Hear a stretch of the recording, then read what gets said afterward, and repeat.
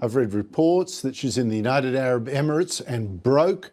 I've also read reports that she spent a month at a luxury Swiss resort that cost $25,000 a day. And it's a resort that she has promoted before. Here she is. She vanished 5 months ago.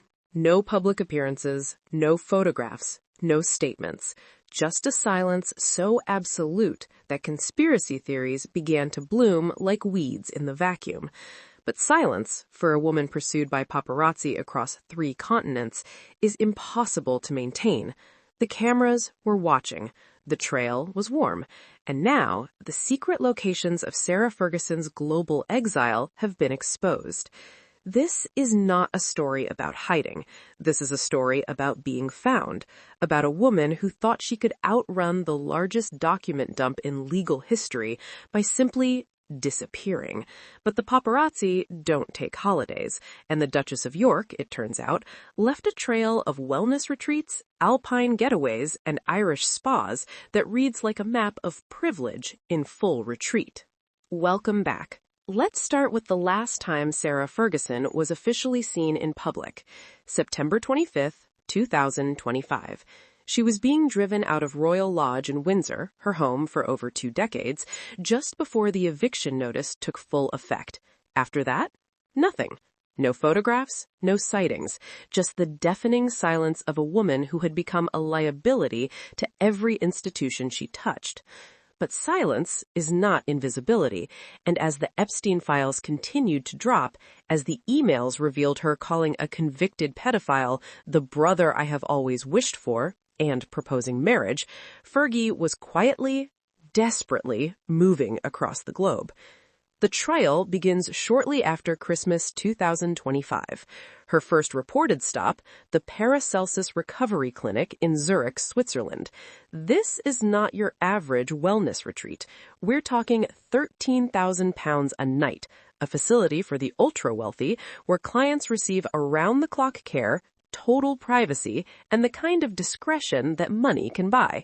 In an undated video promoting the clinic, Ferguson described it as a safe haven, a nurturing oasis, a place where I can feel not judged. A source told the Daily Mail, she always feels at home at Paracelsus and knows she'll get love and attention there, as well as expert health treatment, when she's feeling at her most vulnerable. She remained there until the end of January, emerging just as the Andrew scandal reached its boiling point. But instead of returning to face the music, Fergie kept moving. Next stop, the French Alps, for what sources describe as getting her head together with friends. Then, a sharp turn eastward to the United Arab Emirates, where her youngest daughter, Eugenie, was attending an art fair in Doha as part of her work with luxury art dealer Hauser & Wirth. This is where the pattern becomes clear. Fergie isn't just running, she's piggybacking, using her daughter's legitimate work engagements as cover for her own exile. When Eugenie was in Qatar, Mother appeared. When Beatrice's husband, Eduardo Mapelli Mozzi, attended a design conference in Palm Beach, Florida, guess who joined him? Sources say she traveled with her son-in-law to the Sunshine State, staying close to family while staying far from British justice. But the most recent sighting, and perhaps the most revealing, comes from the wild Atlantic coast of Ireland. According to multiple reports, Ferguson has been spotted at the Ballyliffin Lodge and Spa in Donegal, a 4-star retreat with panoramic views of Malin Head. Room rates start at just £113 per night, a significant downgrade from the Swiss clinic, but still discreet enough to offer the privacy she craves. A royal source told the Daily Mail, last time Sarah visited Donegal, she spoke about how it was somewhere she could escape to when things were overwhelming, and they can't ever have been more overwhelming for her than they have been in recent weeks. The source added that she chose the location precisely because it was very remote and very discreet, so there was minimal chance of her presence becoming known to the wider world. Yet, here we are, known. The irony is that Sarah Ferguson herself documented her love for this place in better times.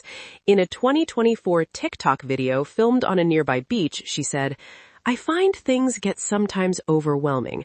I just try and take myself off to the most beautiful, wonderful blast of fresh air. Now, that blast of fresh air has become a hiding place. But here's what makes this more than just a travelogue of the ultra-wealthy in crisis. Ferguson is reportedly sofa surfing on a global scale, completely dependent on friends, family, and mysterious benefactors to fund her exile. Royal author Andrew Loney has been brutally clear about who those benefactors might be. In Britain, neither Sarah nor Andrew will be socially accepted again, whatever they try to do or wherever they go. But in the Middle East, no one will care about what they've got up to. There are people there, royalty, politicians, and business types, whom Sarah can quite happily sponge off and who will be happy to bankroll them both. And what is she doing in these secret locations, beyond hiding? Plotting a comeback. A source told Hello Magazine that she is keeping a low profile while she gets her head together and looking for a new PR team ahead of what the source called a big comeback. Her own words to friends are even blunter. I need to get back to work. I need money. The problem? She is 66, has no home following the Royal Lodge eviction, and an estimated net worth of just £752,000, barely enough to buy a terraced house in Windsor, let alone fund the lifestyle she once enjoyed.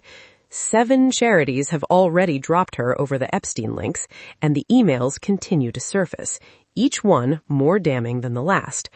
Sarah Ferguson thought she could disappear, thought she could wait out the storm in luxury retreats and remote spas while the world moved on. But the world doesn't move on from Jeffrey Epstein, and the paparazzi, it turns out, have better intelligence networks than most spy agencies. They found her in Switzerland. They found her in Dubai. They found her in Florida. And now, on a windswept Irish coast, they found her again.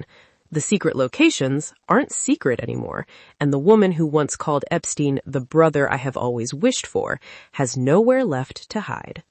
Thanks for watching.